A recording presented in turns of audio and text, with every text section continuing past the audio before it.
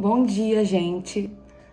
Me chamo Paula. Hoje eu vou começar uma nova série, que vai ser a leitura de trechos do livro Um Curso em Milagres, que é um livro que está sendo muito bacana para mim, para minha vida, e eu resolvi compartilhar aqui alguns trechos que eu tô lendo, né, de leitura com vocês.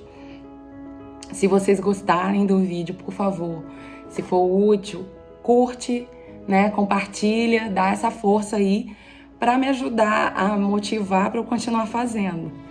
Então, peço aí que curta se foi bacana para você. E hoje nós vamos ler o capítulo 5, Cura e Integridade, do livro 100, Um Curso em Milagres, versículo 5, o uso da culpa pelo ego. Talvez alguns de nossos conceitos venham a ser mais claros e mais significativos em termos pessoais se o uso da culpa pelo ego for esclarecido. O ego tem um propósito, assim como o Espírito Santo. O propósito do ego é o medo, porque só quem tem medo pode ser egotista. A lógica do ego é tão impecável quanto a do Espírito Santo, porque a tua mente tem ao seu dispor os meios para ficar do lado do céu ou da terra conforme elegeres. No entanto, mais uma vez lembra-te de que ambos estão em ti. No céu não há culpa, porque o reino é atingido através da expiação, que te libera para criar. A palavra criar é apropriada aqui, porque, uma vez que o que tens feito seja desfeito pelo Espírito Santo, o resíduo é abençoado e restaurado e continua, portanto, na criação. O que é verdadeiramente abençoado é incapaz de dar origem à culpa e não pode deixar de dar origem à alegria. Isso o torna invulnerável para o ego, porque a sua paz é inexpugnável. É invulnerável à ruptura, porque é íntegro. A culpa sempre produz uma ruptura. Qualquer coisa que engrene medo divide, porque obedece à lei da divisão.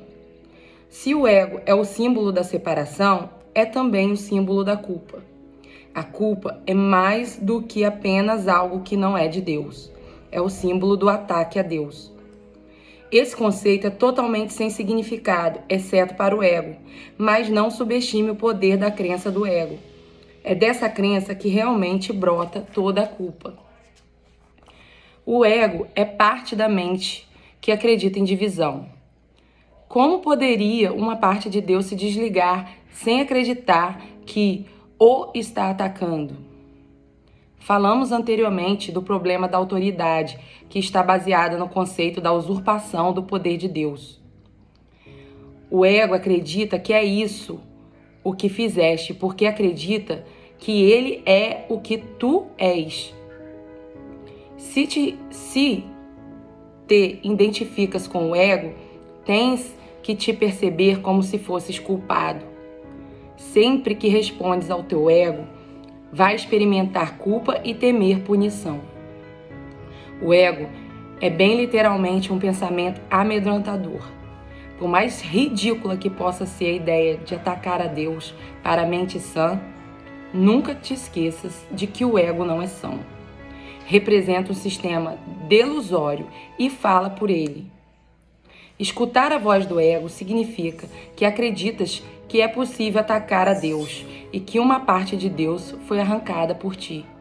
O medo da retaliação vinda de fora é decorrência disso, porque a severidade da culpa é tão aguda que tem que ser projetada. O que quer que seja que aceites em tua mente tem realidade para ti. É a tua aceitação que o faz real.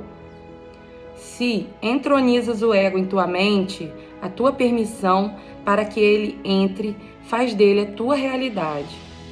Isso é assim porque a mente é capaz de criar realidade ou fazer ilusões. Eu disse anteriormente que tu precisas aprender a pensar com Deus. Pensar com Ele é pensar como Ele. Isso engreda alegria, não culpa, porque é natural.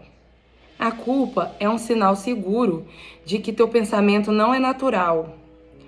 O pensamento não natural será sempre acompanhado pela culpa, porque é uma crença no pecado. O ego não percebe o pecado como uma falta de amor, mas como um ato indubitável de agressão. Isso é necessário para a sobrevivência do ego, porque, logo que considerares o pecado como uma falta, irás automaticamente tentar remediar a situação e terás sucesso. O ego considera isso como uma condenação, mas tens de aprender a considerar como liberdade. A mente sem culpa não pode sofrer. Sendo sã, a mente cura o corpo porque ela foi curada. A mente sã não pode conceber a enfermidade, porque não pode conceber ataque a qualquer pessoa ou qualquer coisa. Eu disse antes que a enfermidade é uma forma de mágica. Poderia ser melhor dizer que é uma forma de solução mágica. O ego acredita que punindo-se vai atenuar a punição de Deus. Entretanto, mesmo nisso ele é arrogante. Atribui a Deus uma intenção de punir, então toma essa intenção como sua própria prerrogativa. Tenta usurpar todas as funções de Deus, como as percebe, porque reconhece que só a aliança total pode ser confiável. O ego não pode se opor às leis de Deus, assim como tu também não podes, mas pode interpretá-las de acordo com o que quer, assim como tu. Essa é a razão pela qual a questão "o que é que tu queres?" tem que ser respondida. Tu a estás respondendo a cada minuto e a cada segundo. E a cada momento de decisão é um julgamento que pode ser tudo, menos sem efeito. Seus efeitos seguir-se-ão automaticamente até que a decisão seja mudada. Lembra-te, porém, de que as alternativas em si são inalteráveis. O Espírito Santo, como ego, é uma decisão. Juntos, constituem todas as alternativas que a mente pode aceitar e obedecer. O Espírito Santo e o ego são as únicas escolhas abertas para ti. Deus criou uma delas e não podes erradicá-la. Tu fizeste a outra, então podes. Só o que Deus criou é irreversível e imutável. O que fizeste sempre pode ser mudado, porque quando não pensas como Deus, não estás realmente pensando em absoluto.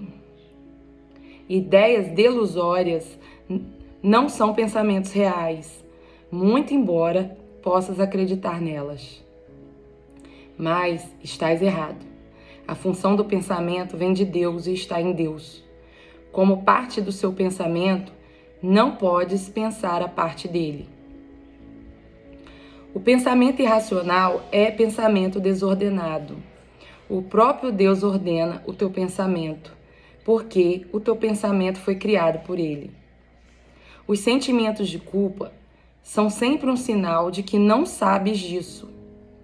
Eles mostram também que acreditas que podes pensar a parte de Deus e queres fazê-lo.